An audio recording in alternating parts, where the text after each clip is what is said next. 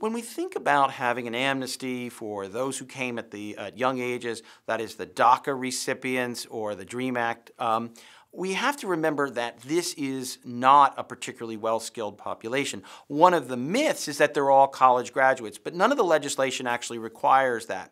The Congressional Budget Office has estimated that about 1/3 of the adults, and most of these individuals are adults now, 1/3 of the adults have not even graduated high school, and only about 15% have at least 2 years of college. And as adults, they've probably completed most of the schooling that they're likely to get. Now, we can get some insight of how they're likely to do in the United States by looking at native-born Hispanics, since most of these individuals grew up in the United States, and that's because about 80% of the DACA recipients are from Latin America. Now, when we look at U.S.-born Hispanics, unfortunately, a significant fraction do struggle. About 54% of households headed by native-born Hispanics access one or more of the welfare programs, and they tend to have poverty rates about twice as high as the general population.